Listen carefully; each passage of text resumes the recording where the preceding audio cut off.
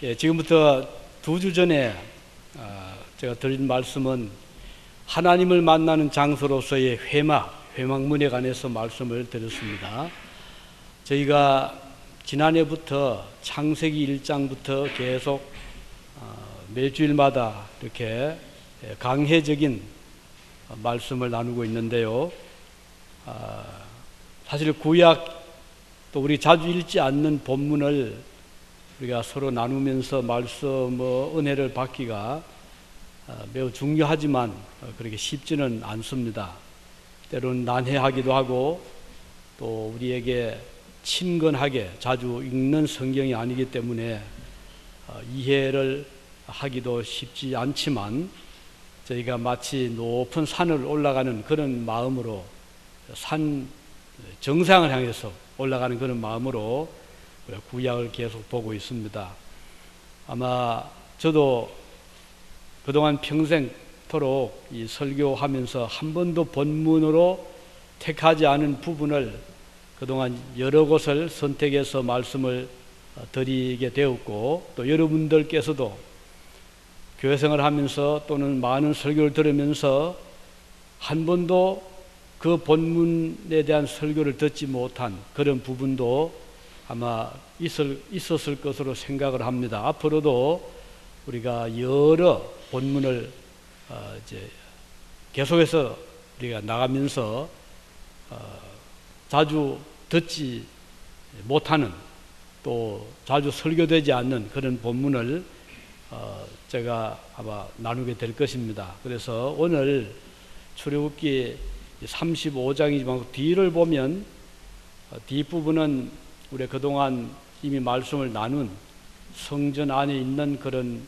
기구, 가령 번제단이라든가 떡상이라든가 또는 등잔이라든가 물두멍 이런 데 대한 부가 설명이기 때문에 굳이 반복적인 메시지를 전하지 않아도 될 것 같아서 오늘로서 출애굽기는 이제 마무리가 되겠고, 이제 다음 주부터는 절기 외에는 가령 고난주일, 부활주일, 감사절, 성탄절 이런 특별한 절기는 그 절기에 따라서 말씀을 나누겠고, 그렇지 않으면 계속해서 이 강해적인 성경 본문을 해석하는 위주의 설교를 계속 할 생각입니다. 어떻게 보면 조금 좀 딱딱할 수가 있고 또 좀 흥미가 없을 수도 있고 또 이해에 좀 어려움이 있을 수 있기 때문에 아마 여러분들께서 높은 산을 지금 올라간다고 생각하시고 좀 힘드시더라도 저와 같이 올라갈 수 있기를 특별히 당부를 드리고 싶습니다. 그렇지만 여러분들이 그동안 느끼셨겠지만 하나님 말씀은 시대를 초월하고 구약이라고 해서 구약에만 국한되는 것이 아니죠. 신약의 본문이라고 해서 신약만 국한되는 것이 아니고 성경 전체가 같은 저자이신 하나님께서 기록한 성경이고, 또 그 내용에 있어서도 메시아를 통한 구속사적인 내용이 일관적으로 흐르고 있기 때문에 요한계시록 신약 성경의 마지막 부분을 읽어도 이미 그 속에는 창세기나 출애굽기 성경의 첫 부분까지 서로 통하는, 마치 그 혈맥이 통하는 것처럼 하나님의 진리의 말씀이 서로 연결되고 있음을 볼 수 있을 것이고, 그래서 오히려 우리가 신약의 그 본문을 볼 때 보지 못할 수 있는 그런 부분을 이 구약을 통해서 볼 수 있기 때문에 성경을 전체적으로 이해하면은 또 어떤 의미에서 굉장히 도움이 되고 건강한 우리 신앙의 삶에 도움이 될 것으로 확신하기 때문에 제가 계속해서 다음 이제 이어지는 성경은 레위기서가 될 것입니다. 레위기서는 아마 여러분들이 정말 자주 읽지 않는, 조금 읽다 보면은 그 말 같고 제사제도, 제사장의 의복 또는 거기에 따른 여러 기구들 이런 내용들이기 때문에 좀 읽다가 보면 쉽게 덮어버릴 수 있는 성경이고, 또 평소에 잠을 잘 자지 못하시는 분들은 레위기서를 펴면은 잠이 잘 온다 그래요.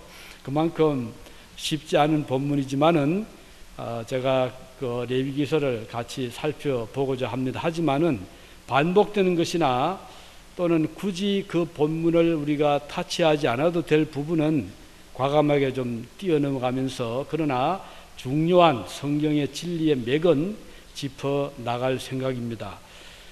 제가 신학교 다닐 때 성경 해석학에 관한 관심이 많았고 또 거기에 따라서 저로서는 상당히 의미 있는 그런 도전을 생각을 하고 또 안심되는 것은 그 성경 해석에 있어서 넘어서는 안 될 그 선은 제가 충분히 지킬 수 있기 때문에 그런 점에서는 염려할 필요가 없을 것입니다.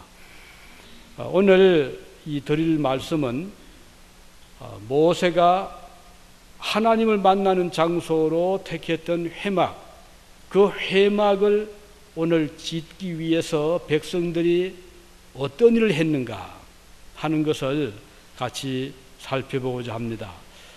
그동안 모세가 만났던 회막은 아직 조금 단순하고 또 그 내 안에 회막 안에 갖추어질 그런 기구들이 제대로 갖추어지지 못했던 그러나 단순한 회막이었거든요.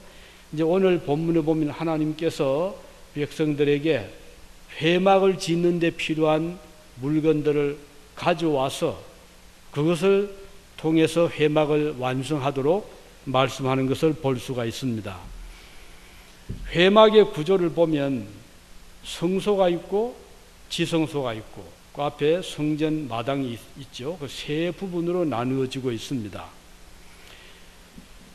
이 회막은 백성들이 거주하는 단순한 그런 장막, 그저 하나의 공간이 아니라 이 회막, 하나님 만나는 이 성전, 또 성막이라고도 하고 성전이라고도 하고 회막이라고 불렀는데 이 회막은 우선 재료도 좀 특이한 것으로 또 안에 그 구조도 성전마당, 성소, 지성소 또 안에 있는 그 기구들도 들어가면 오른쪽에 떡상이 있고 왼쪽에 등잔이 있고 저 가운데 분향단이 있고 그 앞에 물두멍이 있고 그리고 휘장이 있고 휘장 안에 들어가면 성전 언약궤가 있었잖아요.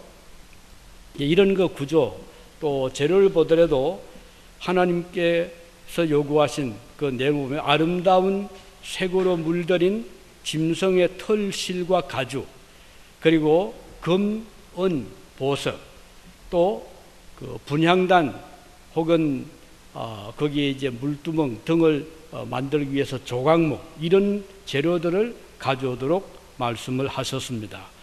사실 이런 재료들은 모세가 만들 수 없잖아요. 또 수입할 수도 없잖아요. 그래서 하나님께서는 백성들에게 집에 있는 것들을 가져오라고 말씀을 하신 것입니다. 이제 모세가 백성들에게 이 사실을 알리고 그들을 이제 다 내어보냈을 때 백성들이 21절에 보면 마음이 감동된 모든 자와 자원하는 모든 자가 와서 회막을 짓기 위하여 그 속에서 쓸 모든 것을 위하여 또 거룩한 옷을 위하여 예물을 가져다가 여호와께 드렸다 이렇게 기록이 되어 있습니다.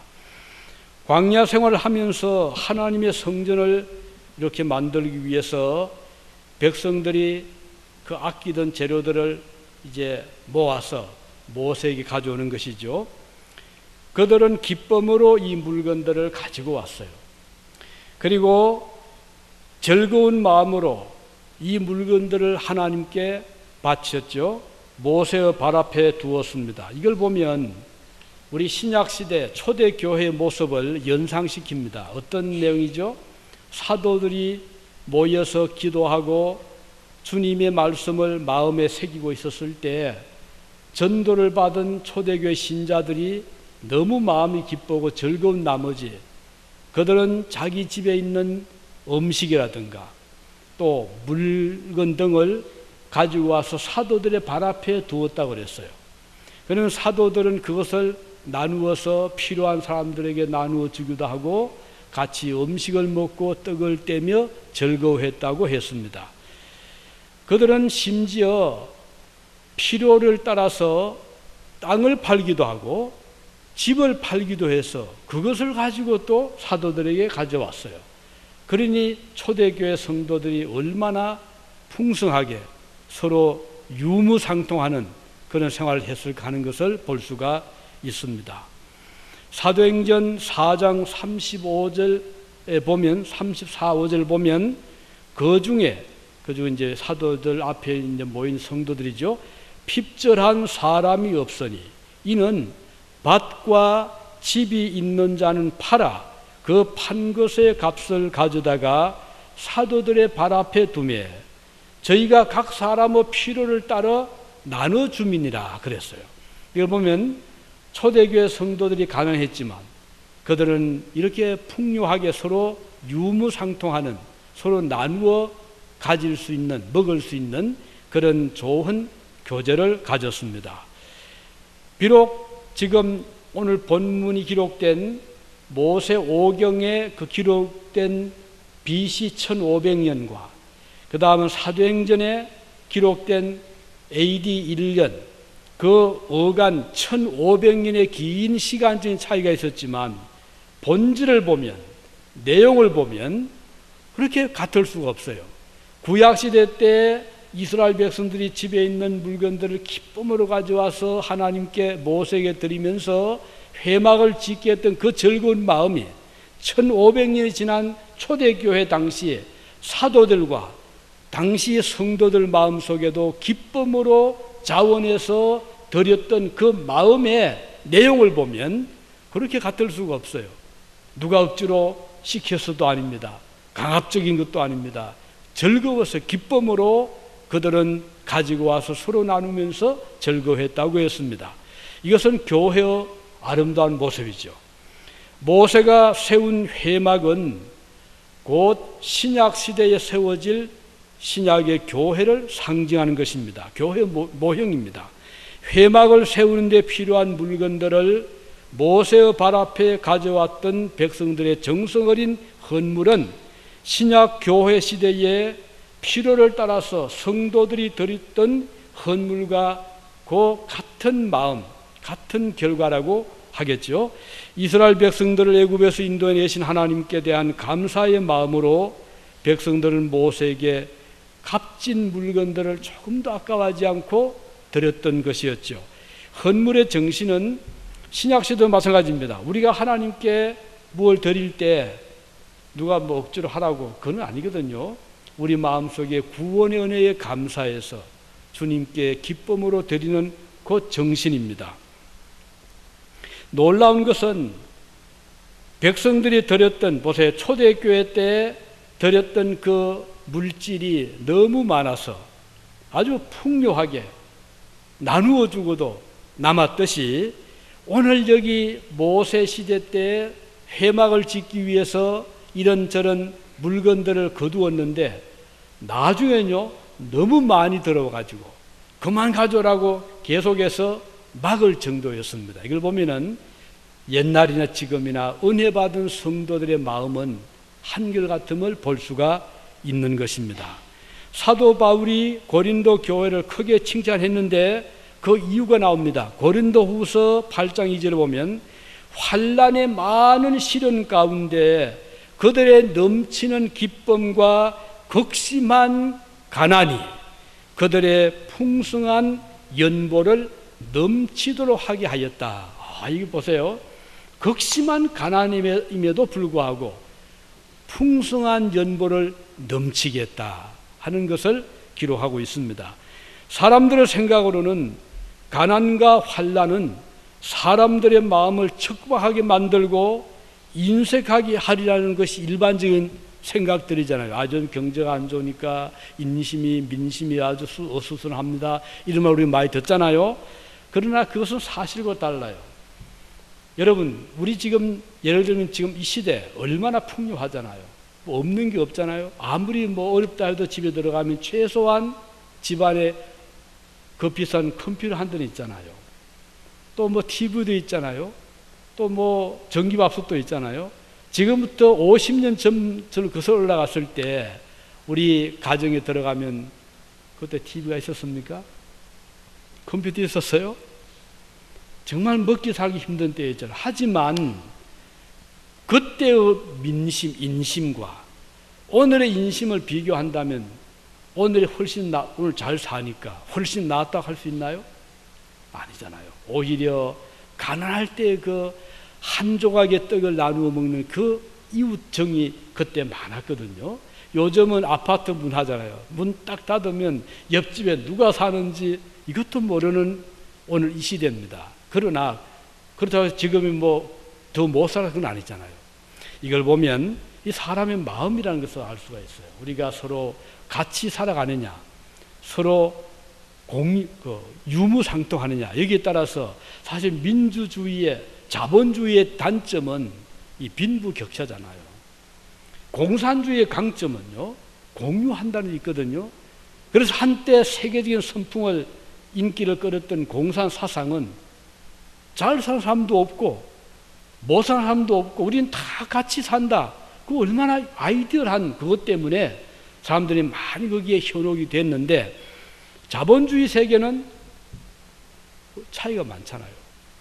잘 사는 사람은 잘 나가고 어려운 사람은 어려운데, 이것을 이제 메꾸어 줄 수 있는 그 성경이 뭔가, 성경을 보면요, 공산주의는 아니거든요. 어느 성경을 보아도 있는 사람 억지로 강제로 재산을 뺏어가지고 나눠준 적이 없어요. 다 이거면 자원이고 기쁨으로 하는 그런 의미에서 공산주의자들이 선전하는 대로 공산 사상은 성경에서 왔다. 그건 잘못된 겁니다. 우리 성경은 그건 아니거든요. 그러나 이것을 이제 자본주의 단점을 극복할 수 있는 길은 여기서 이제 하나의 사회보장제도입니다. 그러니까 세금을 내되 좀 더 많이 내는 사람들이 있어서, 왜? 넉넉하니까. 미국의 평균 세금은 40%거든요. 구라파 세금은 더 높습니다. 그 세금들이 거두어져서 어려운 자들에게 나누어지게 되고, 그러니까 이게 보완이 되는 거예요. 따라서 우리 그리스도인들은 유무상통에 서로 나누는, 서로 어려운 자들을 돌보는 그 일에서 누구보다도 우리 성도들은 앞장을 서야 됩니다. 이걸 우리가 거부하면 하나님 앞에서 우리가 어떻게 우리의 할 일을 했다고 할 수가 있을까요? 우리 그리스도인들은 나만 배부르면 된다, 이 사상을 항상 우리 경계해야 됩니다. 우리 같이 함께 간다는, 같이 갑시다. 같이 갑시다. 우리 성도들의 말로 약한 자와도 함께 가야 되고, 또 잘 나가는 자와도 함께 가야 되고, 이렇게 해서 서로 같이 가는 것이 우리 성도들의 하나님이 기뻐하시는 모습, 또 성경이 우리에게 제시하는 아주 좋은 그 하나의 삶의 모습이라고 볼 수가 있습니다.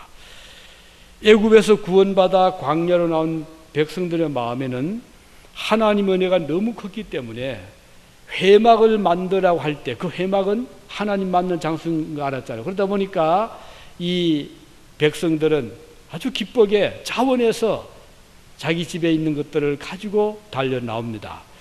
누가 가지고 왔죠? 마음이 감동된 자, 그리고 자원하는 자. 하나는 마음이 감동된 자, 하나는 자원하는 자. 이 두 가지 마음을 제시하고 있습니다. 감동은 마음을 움직이는 힘을 가지고 있잖아요. 백성들이 아낌없이 소중한 물건들을 모세 발 앞에 가져올 수 있었던 것은 그들의 마음이 감동이 됐기 때문이에요.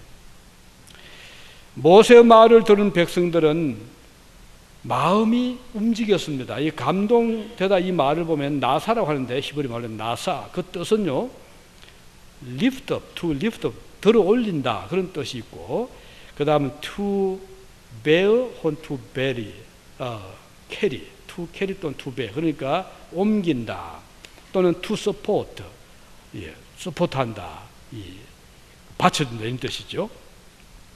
그러면 모세가 하나님 말씀을 전했을 때 백성들의 마음이 움직입니다. 마음에 어떤 그 전달이 옵니다. 마음이 움직이고 마음이 업이 되고, 그리고 서포트할 마음이 생기게 되는 것이죠. 그래서 백성들은 그 마음을 행동으로 옮기는, 행동으로 액션으로 옮기는 그런 실천을 하게 된 것입니다. 만일에 백성들이 모세의 말을 듣고도 마음에 아무런 감동이 없었다면 그것은 어떤 결과를 기대할 수 없잖아요. 모세의 말을 듣고 지식적으로 알 수는 있습니다. 뭐 해먹을 짓나 보다. 여기에 그친 것이 아니고 마음이 움직였다는 것이죠. 행동하기 전에 먼저 가져야 할 태도는 감동입니다. 그 성도는 감동을 가지고 살아야 되는 존재라 할 수 있습니다. 하나님 은혜의 감동을 느끼고 하나님 사랑의 감동을 받고 형제의 그 놀라운 믿음의 감동을 받는 이 감동이 있어야 되지 않겠습니까?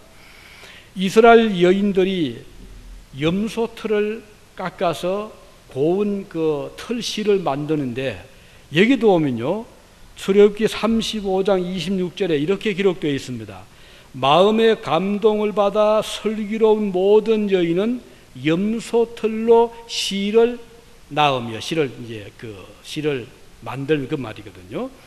그리고 오홀리압도 마찬가지입니다. 출애굽기 35장 34절에 보면 그와 단 지파 아히사막의 아들 오홀리압을 감동시키사 가르치게 하며, 자, 여인들도 감동을 받고 오홀리압도 감동을 받고 백성들도 감동을 받았을 때 그들이 기쁨으로 그런 일에 동참할 수가 있었던 것입니다. 하나님의 일은 성령의 감동하심을 입은 사람들이 일을 할 수 있는 것입니다. 사람들은 생각하기를 내가 판단해서 의지적인 결정을 할 수 있다고 생각할 수 있겠죠. 그러나 오늘 본문에 나타나는 공통적인 말씀은 하나님의 감동하심을 받은 자들이 이 일을 맡게 되었다는 것이 특징입니다. 사람들의 결심, 의지는 언제든지 바뀔 수 있거든요. 쉽게 무너질 수 있습니다. 사람의 생각은 곧 이해타산으로 바뀌어질 수도 있습니다. 그 좋은 예가 있어요. 초대교회 때 열심히 사람들이 감동받고 그 물건을 가져와서 서로 나누어 쓰고 할 때 감동을 받지 않고 그냥 저렇게 하네? 나도 해볼까? 자기 의지로 결정을 한 사람이 있었어요. 아나니아 삽비라입니다. 이 두 사람은 성령의 감동을 받아서 한 것이 아니고 사람들을 보니까 이 사람도 하고 저 사람도 하고 칭찬받고 야 나도 한번 하면 칭찬 좀 받겠구나. 그래서 이 아나니아 삽비라는 부부였는데 땅을 팔았어요. 이건 많은 돈이 들어왔죠. 이걸 가지고 가려고 하니까 여기에 시험이 온 겁니다. 이 많은 돈을 우리가 꼭 다 가져갈 필요 있느냐. 그래서 의논을 해서 우리 절반만 가져갑시다. 절반을 집에다가 숨겨두고 절반만 가지고 가서 사도들에게 발 앞에 놓으면서 땅을 팔아 다 가지고 왔습니다. 이렇게 거짓말을 했잖아요. 하나님은 가장 기뻐하시는 것이 성도의 정직성입니다. 아니스트. 기독교 문화가 들어간 곳은 이걸 굉장히 중시합니다. 그래서 동기도 중요하고 결과도 중요하지만 정직성을 가지고 있을 때 하나님은 참 기뻐하거든요. 여러분 자녀들이 어릴 때 때로 거짓말 할 때 마음이 좋지 않잖아요. 그때는 따끔하게 바르게 말해라. 근데 부모의 마음이 그렇잖아요. 하나님이 마찬가지입니다. 우리가 정직하게 생각하고 때로는 좀 책망을 받더라도 정직하면 주님이 용서를 해 주시거든요. 그래서 자꾸 카바시키면 점점 더 이게 어려워지게 됩니다. 그래서 회개는 정직할 때 일어나게 되거든요. 자기 잘못을 고백하고 시인하고 고칠 수 있잖아요. 이 정직이 무너지게 되면 회개할 기회를 놓치게 되는 것입니다. 그래서 아나니아 삽비라는 성령의 감동으로 주님 앞에 액션을 취한 것이 아니었기 때문에 결과적으로는 이런 거짓을 가져오게 되고 불행한 결과를 초래하게 되었잖아요. 하나님의 영의 감동을 받은 백성들의 마음의 자세는 자원하는 마음이 일어났습니다. 21절에 보면 마음이 감동된 모든 자와 자원하는 모든 자가 왔다고 했습니다. 이 마음의 감동은 곧 자원함, willing to, 자원함으로 이어진 것입니다. 설령 감동임에도 마음으로 자원함이 없다면 행동으로 옮기지 못할 수가 있을 것입니다. 성령의 감동하심을 받은 자의 마음 속에 그 일을 기뻐하는 자원하는 심정, 마음이 일어나게 되면 완벽합니다. 그래서 때때로는 하나님 우리에게 감동을 줄 때 있습니다. 그때 우리가 마음의 감동을 받으면 어떻게 해야 될까요? 성령께서 여러분 마음에 타치를 하고 감동을 주실 때 우리 그리스도인들은 그때 아주 그 성령의 감동 감화를 잘 존중할 필요가 있습니다.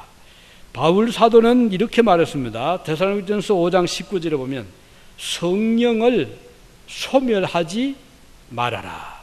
하나님의 성령께서 우리에게 감동을 주실 때 우리가 이것을 애써 무시할 수가 있습니다. 그리고는 잊어버릴 수 있습니다. 그러나 성경은 소멸하지 말라고 했어요. 하나님께서 여러분을 찾아오셔서 여러분 마음속에 어떤 감동을 주실 때 그것을 내 이기적인 욕심이나 내 생각을 가지고 그것을 짓누르거나 소멸하지 말아라. 사도 바울이 말씀했습니다. 하나님의 성령께서 성도들의 마음을 감동시키며 하나님의 원하시는 뜻을 알려주실 때 성도는 그것을 존중하라는 뜻이 되겠습니다.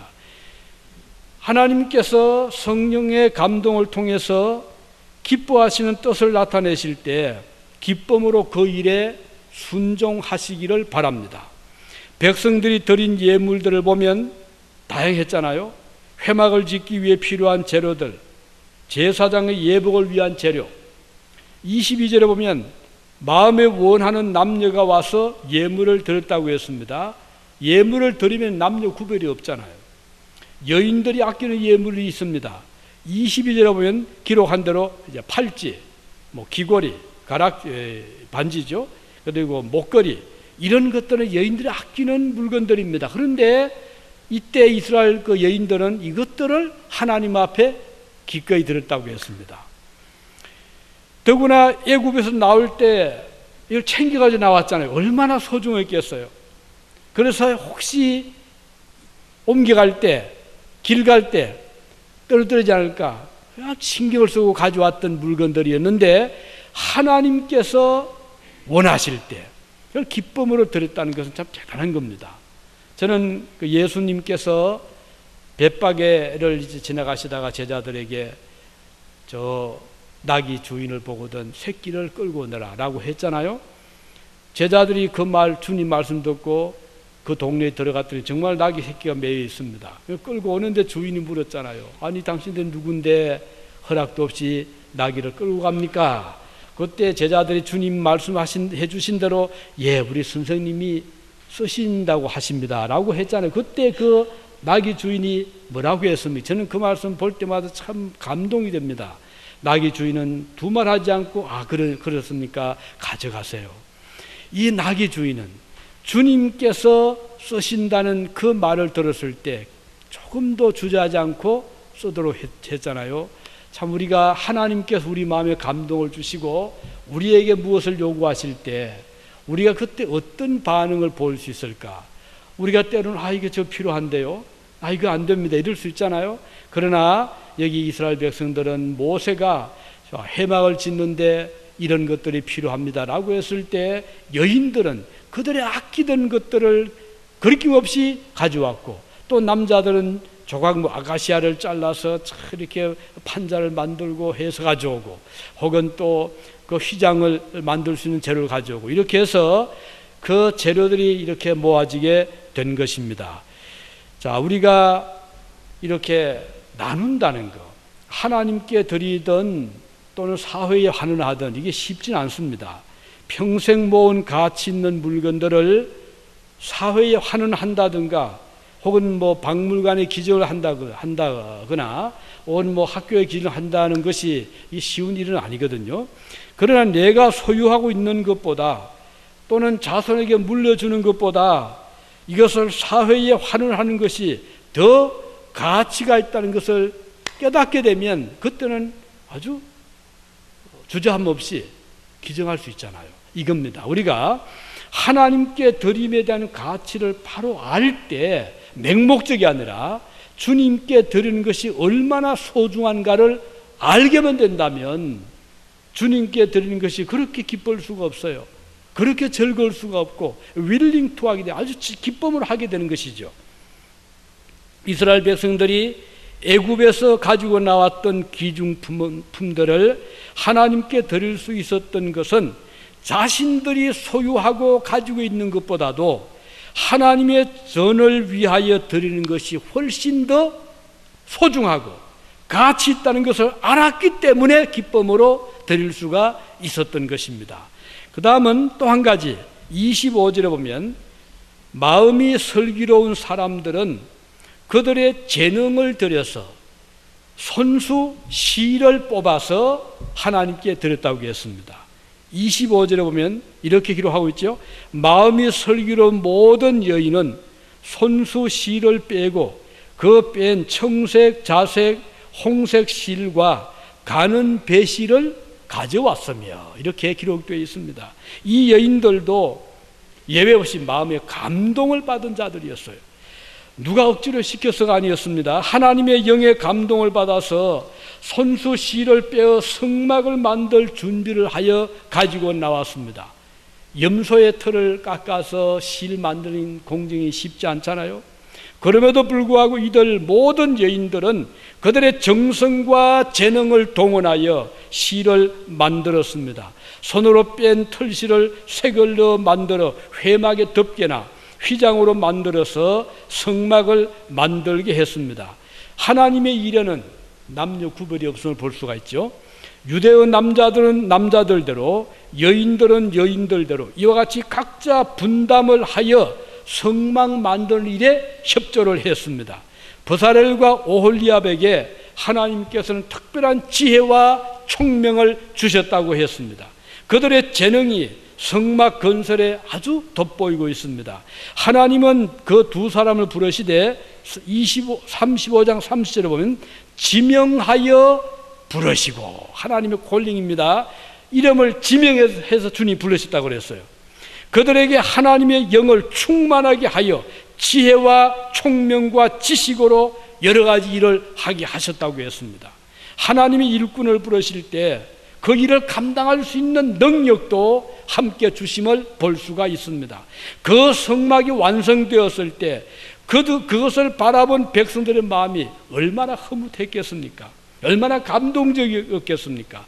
자신들의 정성이 들어가고 재능이 들어간 결과물이라 그 감격은 더욱더 컸을 것입니다. 성막에 사용된 휘장은 참으로 아름다웠잖아요. 자, 색깔 보면 청색, 자색, 홍색, 고운 실로 짠 10폭의 휘장을 금으로 만든 고리로스로 연결을 시켰습니다. 붉은 물을 들인 수양의 가죽으로 그 위를 또 덮었습니다. 그리고 해달의 가죽으로, 이거 바닥 개죠. 해달의 가죽으로 그 윗덮개를 만들어서 바람도 막아내게 하고 이슬도 막아내게 하고 그렇게 아주 튼튼하고 안전한 회막을 만들 수가 있었습니다. 그리고 조각목을 다듬어서 성막에 세울 널판을 또 만들었잖아요. 성막 안 지성소에 둘 법궤를 식양대로 만들고 진설병을 둘 떡상도 만들었습니다. 등잔을 만들어 항상 불을 켜도록 했습니다. 분향단도 만들고 번제단도 만들었습니다. 물두멍도 만들었잖아요. 제사장도 입을 의복도 아주 정교하게 그 여인들이 짠 그 털실로 멋지게 그래서 호마도 붙이고 에봇도 붙이고 해서 옷을 또 잘 만들었습니다. 이 모든 일을 하기 위해서는 여러 사람들의 재능이 동원이 되어야 되었습니다. 이들은 한결같이 감동을 받은 자들이었고 재능을 받은 자들이었습니다. 재능이 없는 사람들은 재능은 없지만 대신에 집에 있는 그 필요한 물건들을 정성스럽게 또 가지고 와서 드릴 수 있었습니다.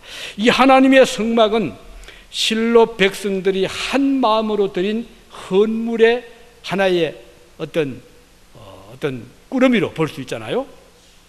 그들의 재능이 집결된 거룩한 작품으로 볼 수가 있습니다. 하나님께서는 자신이 성막을 만들지 않았어요. 왜 하나님이 왜 그랬을까요? 천지는 지으셨는데, 만물은 만드셨는데, 이 성막은 이스라엘 백성들로 하여금 만들게 했습니다. 우리는 여기에서 하나님께서 받으시는 그 헌신, 받으시는 제물을 볼 수 있습니다. 우리 하나님께서 가진 것이 없겠습니까? 왜 우리가 매주마다 나올 때 헌금을 드리게 하고 우리도 힘드는데 또 이런 봉사를 하게 하실까요? 우리 하나님은 그것을 귀하게 보시기 때문입니다. 또 우리 자신들이 그것을 드림으로써 하나님께 대한 사랑을 확인하게 하고 하나님께 칭찬을 받게 하고 상급을 받게 하기 위한 데 뜻이 있는 것입니다. 어린 아이에게 부모가 용돈을 줍니다. 얘야 너 쓰고 싶으면 써라. 그런데 아이가 나가들이 예쁜 어떤 물건을 가지고 그 장난감처럼 된 반지를 가져와서 어머니 손에 끼워줄 때 어머니 마음이 어떻겠어요? 어머니는 아이를 사랑해서 주었는데 그 아이가 또 고맙다고 어머니에게 선물로 되돌아올 때 그 부모의 심정, 하나님은 그런 마음일 것입니다. 우리가 주님 앞에 받은 것, 받지 않은 것이 무엇이 있나요? 여러분들이 가지고 있는 소유, 여러분들이 지금 가지고 있는 어떤 건강, 여러분들이 가지고 있는 시간, 여러분들이 가지고 있는 재능, 하나님께 받지 않은 것이 무엇이 있나요? 하나님이 다 주신 거잖아요. 이것을 하나님께 감사하면서 주님 앞에 돌려드릴 때 하나님은 그렇게 기뻐하시는 겁니다. 이것이 하나님이 우리를 향하신 하나님의 그 기쁨, 즐거움이잖아요. 오늘 재능 있는 자들의 헌신으로 하나님과 백성들이 만남의 거룩한 장소를 가지게 되었습니다. 부사렐과 오홀리아비시에서 많은 여인들, 많은 이스라엘의 남자들이 각각 할 수 있는 범위에서 서로 협력하여 하나님의 전을 짓기 위해서 이렇게 모든 백성들이 협력을 했습니다. 마태복음 25장에 보면 예수께서 달란트 비유를 말씀하셨습니다. 14절에서 30절에 보면 어느 주인이 멀리 여행을 떠나면서 종들을 불러서 탤런트를 나누어 줍니다. 한 사람에게는 1달란트, 또 한 사람에게는 2달란트, 또 한 사람 5달란트를 나누어 주면서 내가 없을 동안 열심히 일해서 좀 남겨달라라고 하고 집을 떠났습니다. 세월이 흘렀죠. 몇 년이 흘렀습니다. 그런데 그 중에 어떤 종들은 받은 달란트를 가지고 우리 주인도 안 계시겠다. 이거 우리 주인은 부자고 이거 달란트 내가 돈 벌어 버텨본들 우리 주인이 더 크게 부자가 되는 것도 아닐 테고 또 내가 이거 일 안 해서 안 버텐다 해도 주인은 가난해 줄 뿐도 아니고 그래서 이 종은 생각하기를 요거 땅에 딱 묻어두고 손해 안 보도록 그래서 보관해 있다가 오면 돌려드리려 하고 수건에 딱 싸서 땅에 묻어두었어요. 그런데 이제 2달란트 또 5달란트 받았던 종들은 주인이 떠나자 바로 그것을 가지고 나가서 열심히 일합니다. 주인이 보든 보지 않던 땀 흘리면서 열심히 일을 해서 그 배를 남겼어요. 그러니까 한 사람은 4달란트, 한 사람은 10달란트 해서 이제 가지고 있을 때 주인이 왔습니다. 주인이 오자 종들을 불렀죠. 자, 이리 와서 나랑 계산을 하자. 그래서 이제 그 중에 2달 받은 사람은 4달 가져와서 주인님 제가 이거 열심히 해서 배를 남겼습니다. 주인이 얼마나 기뻐한지 몰라요. 등을 두드리면서 얼마나 고생했느냐. 이거 너 가져라. 그래서 원래 원금도 돌려주고 그가 남긴 것도 돌려주어서 4달란트 다 종에게 주는 거예요. 그래서 칭찬하는 거예요. 그리고 5달 받았던 사람은 10달란트 가져왔잖아요. 역시 마찬가지입니다. 그런데 1달란트 받은 사람은 어떻게 했어요? 땅에 묻어두어도 수건 꺼내니까 수건도 흙에 묻어있고 다 털어내고 그래서 딱 1달 가지고 와서 주인에게 드리면서 주인님 저는 우리 주인님이 얼마나 엄격한 분이신가 제가 잘 압니다. 우리 주인님은 엄격하시기 때문에 절대로 잊어버리지 않으시고 그래서 제가 그대로 가지고 왔습니다 하고 내놨어요. 주인님 볼 때 기가 차거든요. 그래서 주인은 그 사람을 책망을 했다 그랬어요. 이 사람아 나는 심지 않아서 거둔 줄로 생각했느냐. 차라리 그럴 바에는 그 돈을 은행에 넣어두었다면 그래도 이자라도 받을 수 있지 않았느냐 라고 하면서 주인은 그 종에게 준 것도 압수를 하고 그리고는 바깥으로 내쫓았습니다. 약하고 게으른 종아 나를 떠나가라 라고 했다는 이게 마태복음 25장에 나오거든요. 여기서 보여주는 것은 우리 모두는 달란트를 받은 종들과 마찬가지라 이거예요. 이 달란트는 꼭 뭐 말 그대로 탤런트 그뿐 아닙니다. 모든 우리가 받은 모든 거거든요. 자, 재능도 포함돼요. 어떤 사람은 음악의 재능, 어떤 사람은 뭐 수학의 재능, 어떤 사람은 과학의 재능, 예술의 재능 또는 뭐 여러 가지 있잖아요. 이 재능 주님이 우리에게 주신 거예요. 아름다운 음성, 아름다운 그런 어떤 능력. 어떤 또 사람에게는 아주 열심히 연구 잘해서 좋은 성과를 낼 수 있는 아주 브라이트한 브레인을 주기도 하고, 어떤 사람은 사업의 재능 여러 가지 주었어요. 그런데 우리가 이것을 하나님께 받았는데 이걸 만약 우리가 묵혀둔다면, 저는 그런 경우들을 봐. 어떤 교훈 보면 정말 음성이 좋아요.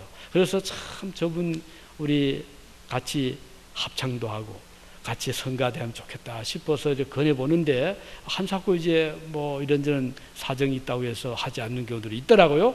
그러면 결국은 그분은 그 받은 좋은 음성을 쓰지를 않는 거잖아요. 이게 결국은 그 한 평생을 살다 갈 수밖에 없죠. 또 그 외에도 뭐 하나님 주신 받은 재능을 우리가 잘 활용을 하면은 정말 좋은 가치 일을 쓸 수 있겠는데 그러지 못한 경우. 요한 크리스찬 바하라고 하는 그 근대 음악의 아버지라는 분, 제가 그 독일의 그분 생가에 가서 직접 그분이 그 활동했던 걸 보기도 하고, 그가 평생 섬겼던 교회도 가봤어요. 바로 집에서 멀떨어지지 않은 곳이 있었는데 조그만 그 지방의 교회입니다. 근데 이분이 그 성가대 악장이었어요. 성가 지휘자였어요. 그러면서 작곡을 하고, 그러면서 자기도 이 반주도 하면서, 그렇게 해서 이제 가령 성탄절이 오거나 부활절이 오거나 감사절이 오면 자기가 작곡한 그 칸타타 등을 직접 성가들을 통해서 이제 발표하게 하고, 이렇게 했던 분이 점점 알려져서 근대 음악의 아버지라고 하는 그런 칭송을 받는 위대한 음악가가 된 것을 저는 그 적은 마을에서 보면서 저랬구나 그랬구나 하는 것을 생각을 해보았습니다. 우리가 하나님께 받은 은사들이 다 있잖아요. 우리 학생들이 공부할 때 나는 뭐 열심히 해서 뭐 좀 생활의 안정도 가지고, 물론 그것도 하나의 꿈 중 하나는 될 수 있지만 거기에 머물지 말고 나는 열심히 노력해서 공부해서 또는 이런 목적을 이루어 나갈 때 하나님이 주신 나에게 원하시는 그 일을 이루어 드리리라. 하나님 앞에서 사명감을 가지고 공부하시기 바라요. 그걸 가지고 목표를 정해 바라고, 이렇게 해서 어떤 기회가 주어지면 그때부터는 그 분야에서 무엇을 하든지, 너희는 무엇을 먹든지 마시든지 다 하나님의 영광을 위해서 하라. 개혁주의 신학의 주요한 그 하나의 포인트는 하나님의 영광을 위한 삶입니다. 꼭 교회 와서 기도할 때만 하나님께 영광이 아니라 여러분들이 직장에서, 여러분들이 사업의 현장에서 일을 하면서 그 하나님 앞에서 이 코람되어잖아요. 하나님 before God, 하나님 앞에서 나는 지금 일을 하고 있다. 그래서 내가 한 손님을 서브할 때 이 손님에 대한 비율을 맞추는데 그치지 않고 나는 하나님이 나에게 보내신 이 손님에게 하나님을 대하는 그런 정성으로 한번 서브해 보십시오. 생각이 달라질 것입니다.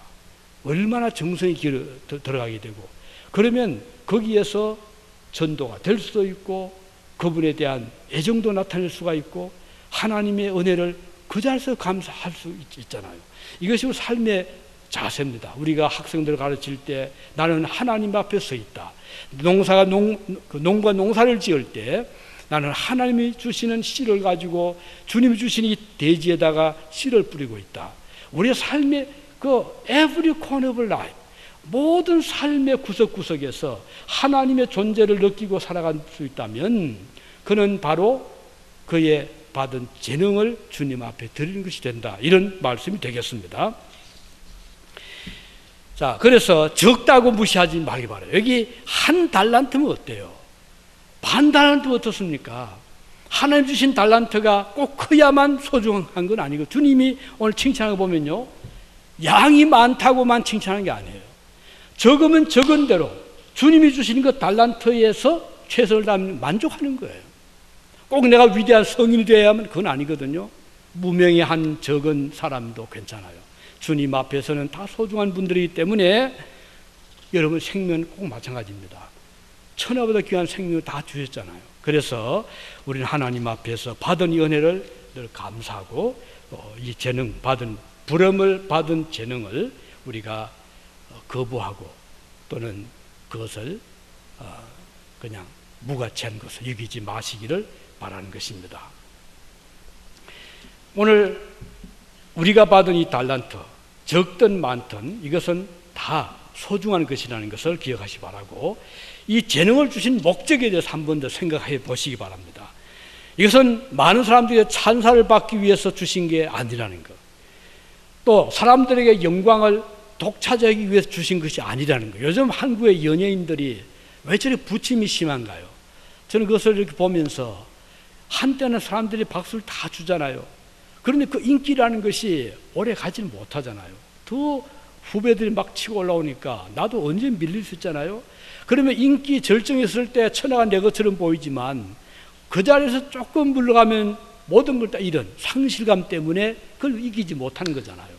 우리 그리스도인으로서는 우리가 사람들에게 찬사를 받기 위해서 인기를 얻기 위한 것이 아니라 오히려 우리는 그 자리에서 하나님의 놀라우신 은혜를 우리가 느낄 수 있고, 또 그 모든 재능을 통해서 우리에게 부여된 그 사명을 다하면 인기가 뭐 떨어지면 어떻고 사람들이 나를 잊어버리면 어때요? 그건 나에게는 그 중요한 문제는 아니거든요. 하나님 백성들은 사람들의 부러움의 대상을 만들기 위해서 이런 재능을 준 것이 아님을 알기 때문에 그런 것들은 전혀 문제가 될 수가 없는 것입니다. 하나님 나라 건설을 위해서 하나님 우리에게 재능을 부여해 주셨다는 것을 기억하시기 바랍니다. 이 재능과 부르심을 받은 우리가 거부할 수 있고 도망할 수 있다고 생각할 수 있겠죠? 실제로 요나처럼 그럴 수 있을 겁니다.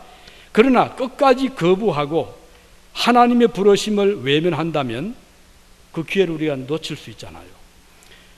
나중에 후회하고 돌아서면 되겠지 할 수 있겠지만 사실 그 기회가 또 온다는 보장은 없잖아요.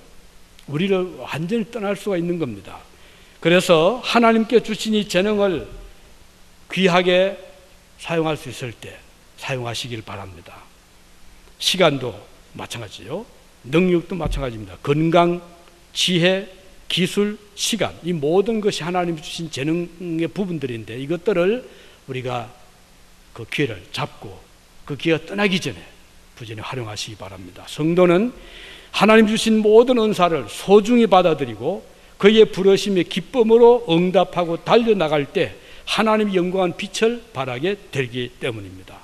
그때 내가 소유한 재능은 더 가치 있게 활용이 될 수 있기 때문입니다. 마지막으로 성막이 완성되었을 때 하나님의 영광이 충만히 임재했다고 그랬어요. 드디어 성막이 완성되었죠. 이스라엘 백성 전체가 이 일을 위해서 협력하고 마음과 뜻을 모은 결과였습니다. 하나님께서는 능력이 없어서 이스라엘 백성들에게 이거 맡긴 거 아니라고 말씀드렸죠.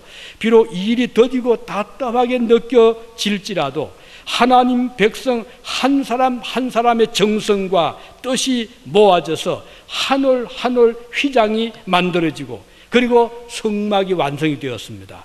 출애굽기 40장 34절 이후를 보면 성막이 완성된 후에 나타나는 하나님의 영광이 어떠한가를 기록하고 있는데 제가 읽어보겠습니다. 출애굽기 40장 34절이 합니다.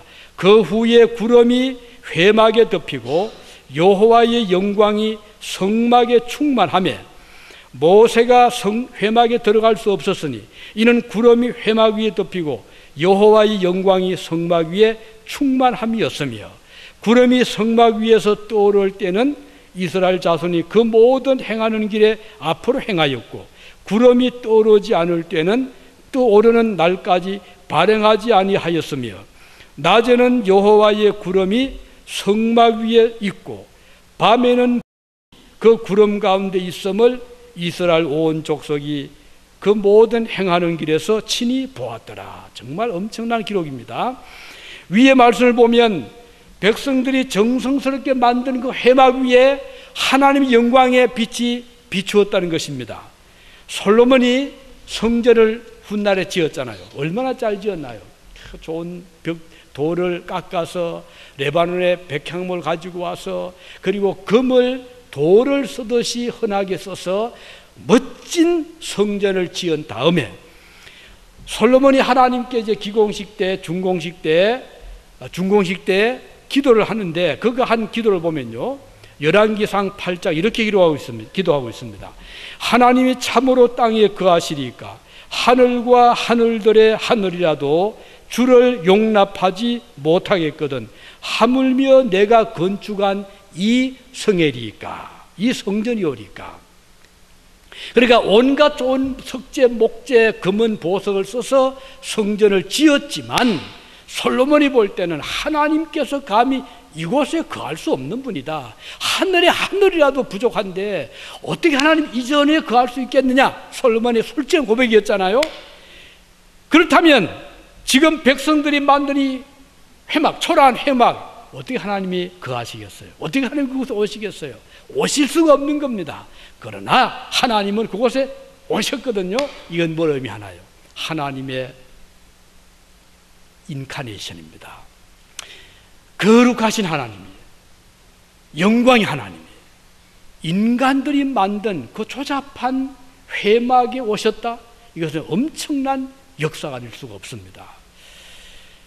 이것은 하나님의 사랑을 우리에게 잘 보여줍니다. 하나님이 인간을 오신 것, 이게 바로 여기에 비유가 됩니다. 하나님이 세상을 이처럼 사랑하사 독생자를 주셨으니, 그렇잖아요. 독생자는 누구신가요? 몸을 입고 이 땅에 오신 하나님, 인간의 몸을 가지고 오신 하나님, 자기 자신을 이렇게 낮추신 하나님, 그 조그만 회막에 사람들이 만든 그 조그만 장소에 하나님이 내려오셨다? 이것은 아주 위대한 사건 중에 사건인데 하나님이 그렇게 찾아오신 거예요. 요한복음 1장 14절에 말씀이 육신이 되어 우리 가운데 거하시며 우리가 그 영광을 보니 아버지의 독생자 영광이요 은혜와 진리가 충만하더라. 요한복음 2장 19절에 예수께서 이러시되 너희가 이 성전을 하라 내가 사흘 동안 일으키시리. 여기 보면 성전은 우리 주님 몸이라고 했어요. 이걸 보면 조금 하면 여기 이스라엘 백성들이 만든 성막은 예수 그리스도 장차 오실 예수님의 몸을 상징해 주는 거예요. 그러니 얼마나 이 귀한 일입니까? 무엇이 아깝겠어요? 집에 있는 금은 보석 아까웠겠어요? 우리가 주님 앞에 드리는 어떤 예물도 하나님 앞에 이렇게 귀하게 여겨짐을 받는다는 것이에요. 그래서 오늘 우리는 이 회막을 통해서 하나님의 사랑을 보게 됩니다. 우리가 주님 앞에 물론 드리는 예물이 귀한 것일 수 있지만 하나님의 사랑은 그보다 훨씬 더 귀하고 존귀한 것임을 알게 될 때 우리가 주님 앞에 무엇이 아깝겠어요? 우리의 시간, 우리의 정성 주님 앞에 드리는 것 사실 하나님의 사랑에 비하면 지극히 적은 게 불과하잖아요. 그런데 하나님은 오늘 저와 여러분에게 이 은혜를 베풀어 주셨습니다. 우리는 참으로 감사를 드리지 아니할 수 없습니다. 기도하시겠습니다. 은혜로우신 주님 감사드립니다. 오늘 주님 주신 말씀 참 우리에게 이 회막을 짓게 하실 때 하나님의 사랑을 깨닫게 하시고 우리를 위해서 육신을 입고 땅에 오신 우리 주 예수 그리스도를 보게 해주신 것을 감사드립니다. 이제 우리가 평생 살아가면서 주님이 주신 이 귀한 달란트들을 우리는 주님을 위해서 값지게 쓸 수 있게 주옵소서. 주님의 이름으로 기도드리옵나이다. 아멘.